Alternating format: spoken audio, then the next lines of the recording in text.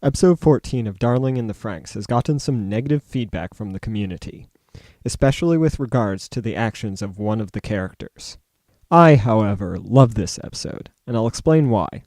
Yes, this episode was a U-turn from the feel we got from episode 13, and I believe that this should have been expected.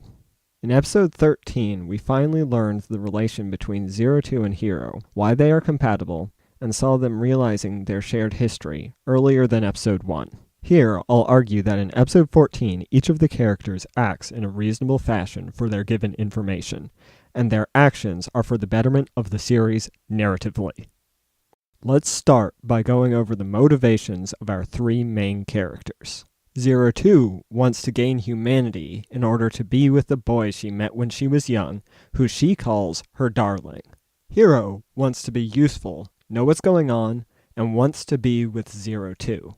Ichigo loves Hiro, and therefore wants to make sure he is alive, part of the team, healthy, and if possible, together with her. The first of these goals is the highest priority, and the later are lower priority. Knowing this, we have to account for the information that each of them has, and more importantly, does not possess, when we judge their actions based on their motivations. Each of the three characters lacks important information that the audience doesn't. 02, until the end of episode 13, didn't know that Hiro was the boy who she considers to be her true darling. She seemed guilt-ridden for nearly killing Hiro, and unsure about how to deal with it. In this episode, she didn't know how Hiro felt about her trying to kill him for her own goals. Even Hiro himself seems unsure about how he feels about 02 trying to kill him. It seems conditional on whether or not she knew he was her original darling. Finally, Ichigo knows nothing about the past relationship between Hiro and 02, and doesn't know how 02 actually feels about Hiro, which the audience does. Many people have issues with Ichigo's actions in this episode, but given what we know, she acted in a reasonable manner for the constraints of her knowledge. Her actions to forcibly separate 02 and Hiro are based around her incomplete information, her distrust of 02, and her goals. She believes that 02 will use Hiro and kill him if necessary for her own purposes, and for good reason.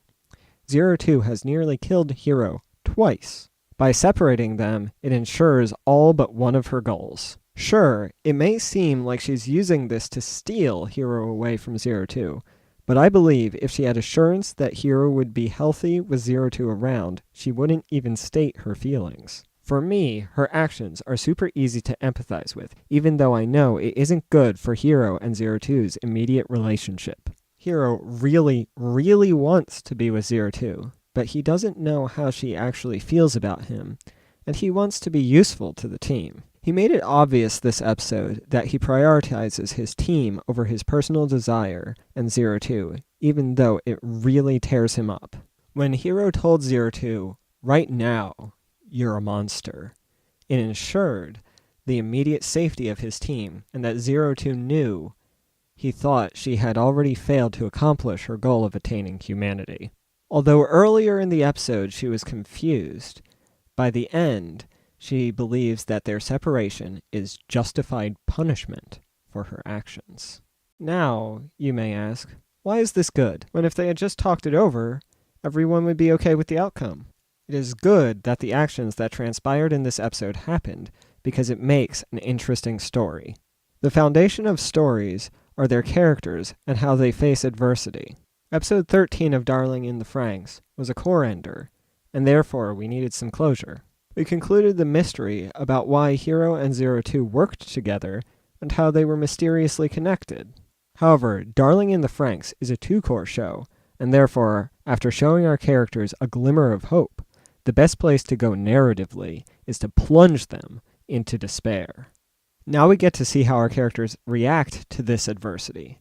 Do they overcome the adversity and accomplish their goals? If so, how do they do it? Do they falter and create new goals that are easy to accomplish, or do they fail altogether? Regardless of what happens, I'm interested to see the outcome.